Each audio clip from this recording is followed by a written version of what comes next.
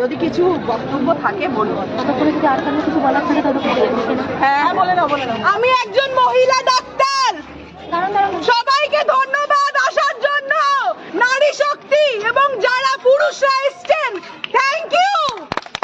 আজকে করে আমি গেছিলাম, বিগত 3-4 দিন ধরে আমরা ধর্নায় বসে আছি, কিন্তু কালকে একটা মক ফাইট হয়েছে।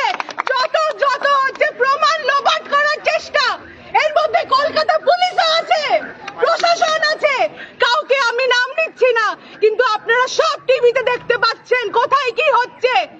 আরো আরো আরো সাপোর্ট দরকার। আজকে আমি এখানে, আমার বাড়ি এখানে, আমি সবার সাপোর্ট পেয়ে খুবই ধন্য। Thank you so much. কিন্তু শুধু এটাতে আমি একজন ডাক্তার বলে, একটা ডাক্তার ধর্ষিত হয়েছে বলে নয়, আপনাদেরকে জানতে হবে সেও কারুর বাড়ির মেয়ে। আপনাদের বাড়ির মেয়েও হতে পারে কোনোদিন। রাস্তায়, বাস স্ট্যান্ডে, হাসপাতালে যদি যেখানে হচ্ছে রুগীরা হচ্ছে ভালো হতে যায়, সেখানে যদি হচ্ছে ওরা সেফ না থাকে, তাহলে যেখানে খুশি ধর্ষিত হতে পারে। আপনি, আমি এবং আপনাদের বাচ্চারা, মেয়েরা, বোনেরা, মায়েরা, যে কেউ, আমাদের এই হচ্ছে যেখানে মা দুর্গাকে আমরা পুজো করি, এমন দেশে যদি এরকম ঘটে, তাহলে হচ্ছে আর কি বলার আছে। আপনারা এখন আমাদেরকে সাপোর্ট করুন। কালকে আমাদের 15 তারিখ ইন্ডিপেন্ডেন্স ডে আরজি করে মিটিং আছে, যারা পারবেন আসবেন, সাপোর্ট করবেন। Thank you so much.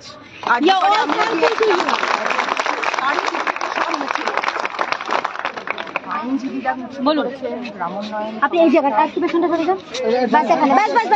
বলুন।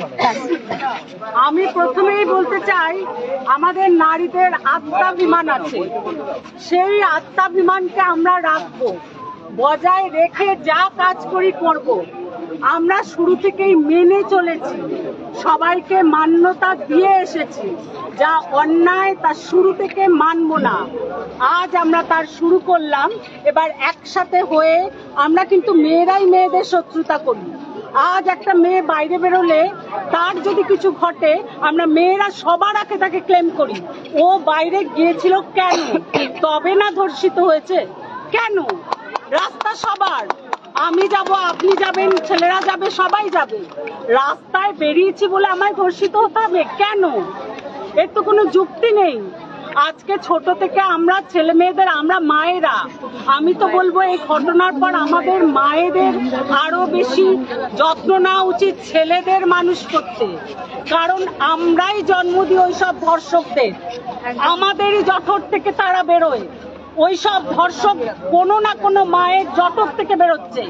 তাহলে মায়ের দায়িত্ব সবার আগে যে সেই সব ধর্ষকদের যারা ধর্ষক না হয়, তার মানে শুরু থেকে আমাদের নারী পুরুষ ভেদাভেদ তার মনে ঢোকালে চলবে না।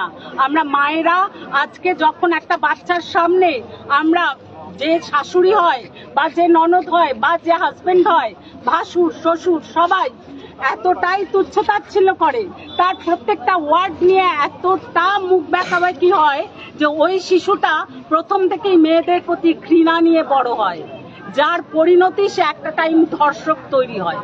তাই আমাদের মায়েদের এই দায়িত্বটা নিতে হবে যে আমরা ধর্ষক তৈরি করব না।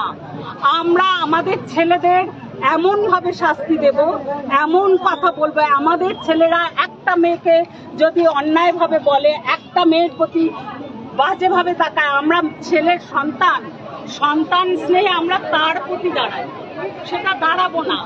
আমরা যেটা সত্যি তার প্রতি দাঁড়াবো।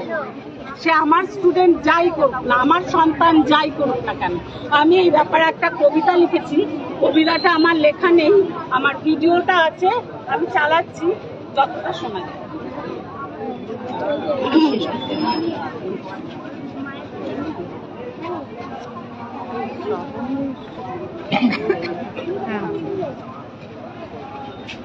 দাঁড়িয়ে কি সিগারেট খাচ্ছে বাবা? হ্যাঁ, কেউ একটা খাচ্ছে। এখানে দাঁড়িয়ে সিগারেট খাওয়াটা খুব জরুরি।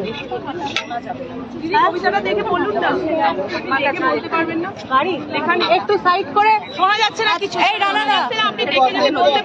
সাইড করে গাড়ি বার করো, গাড়ি দাঁড়িয়ে আছে পেছনে অনেকক্ষণ ধরে, একটু সাইড করে।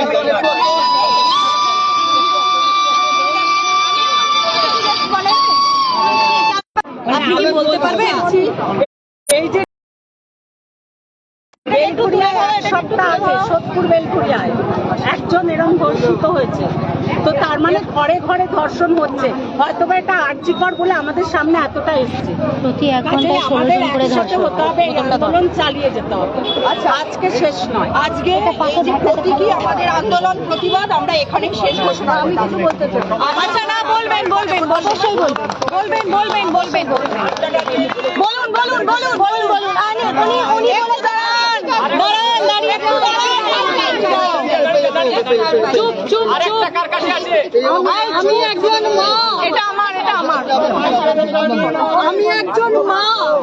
আমি এই সমস্ত মাদের সাবধান করছি, অনুরোধ করছি, তোমরা তোমাদের কিশোরী মেয়েদের দিকে খেয়াল রাখো। তারা প্রতিনিয়ত তোমাদেরই বিশ্বস্ত আত্মীয় স্বজন, বন্ধু বান্ধব, বাবা কাকা মামা যাদের হাতে প্রতিনিয়ত লাঞ্ছিত হয়, ধর্ষিত হয়। তোমরা মায়েরা সব জেগে ওঠো, তোমরা তোমাদের কিশোরী মেয়েদের খেয়াল রাখো, তারা যেন কোনোদিন কোনো অপরাধের অন্যায় শিকার না হয়। তোমরা সবাই জাগো, তোমরা তোমাদের মেয়েদের প্রতি খেয়াল রাখো, তোমাদের যেন প্রিয়জনের কাছ থেকে তারা যেন কোনো রকম লাঞ্ছিত ধর্ষিত কোনোদিন না হতে পারে।